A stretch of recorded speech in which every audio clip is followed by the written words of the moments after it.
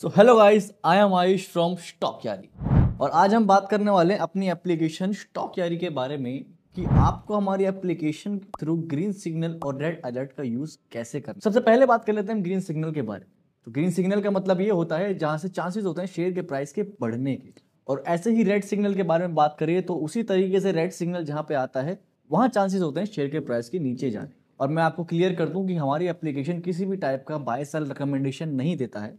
हमारा application stock यारी आपको लाइव मार्केट के अंदर एनालिसिस करके अपने सिग्नल जनरेट करके देता है ग्रीन और रेड, जिसकी आपको हेल्प लेनी होती है। तो अब बात करेंगे हम अलर्ट्स के बारे में कि अलर्ट्स का आपको यूज कैसे करना होता है और अलर्ट्स आपको कब आते हैं। तो अलर्ट के लिए आपको मैन्युअली पहले अलर्ट सेट करने होते हैं। आपको जिस स्टॉक पे जिस सिग्नल का अलर्ट चाहिए होता है वो आपको पहले सेट करना होता है।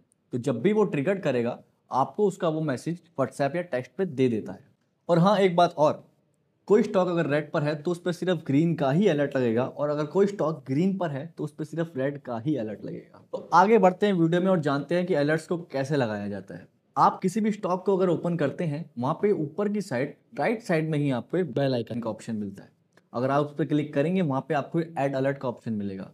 वहां पे आपको तीन ऑप्शंस दिखाई देंगे, red signal, green signal and price alert. और बात की जाए टारगेट को लेकर ही, तो हमारे एप्लीकेशन स्टॉक यारी आपको कोई टारगेट प्रोवाइड नहीं करती है। उसके लिए आपका रेड अलर्ट यूज होता है। अगर आपने किसी स्टॉक के अंदर एंट्री ली हुई है तो वहां पे आप रेड अलर्ट का यूज कर सकते हैं। तो अब जान लेते हैं कि टारगेट और रेड अलर्ट में क्या डिफरेंस होता है। टारगेट, तो टारगेट में जो है आपको वेट करना पड़ता है लॉन्ग टर्म के लिए, और इसमें जरूरी नहीं है कि आपका टारगेट हिट ही हो जाए। रेड अलर्ट में आप अपने टाइम और अपने पैसे दोनों को ही सेव कर सकते हैं। एंड ऐसे ही टारगेट में क्या होता है कि आपको लॉन्ग टर्म के लिए भी वेट करना पड़ सकता है, जिसमें कि आपका प्रॉफिट लॉस में भी चेंज हो सकता है। हाँ, मैं आपको एक बात और बता दूं, during the day signals change होते हैं।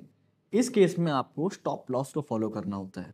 हमारा एप्लीकेशन स्टॉक यारी अभी फ्यूचर्स और कैश में ही काम कर रहा है, बट अगर आप ऑप्शन करते हैं तो वहां पे आप सिग्नल्स की हेल्प से आइडिया ले सकते हैं। हाँ, हमारा एप्लीकेशन आपको कोई बाय या सेल रिकमेंडेशंस नहीं देता है, तो इसे आप बाय या सेल रिकमेंडेशन ना समझे। ये आपको लाइव मार्केट के अंदर एनालिसिस करके सिग्नल जनरेट करके देता है, जो कि आपकी हेल्प के लिए है। The information is not intended as stock recommendation or financial advice. Investment in securities market are subject to market risk. Read all related document carefully before investing. Always conduct your research and seek professional advice before making financial decision. Past performance doesn't guarantee future returns. Signals generated are for educational purposes only and not considered as investment advice or stock recommendations.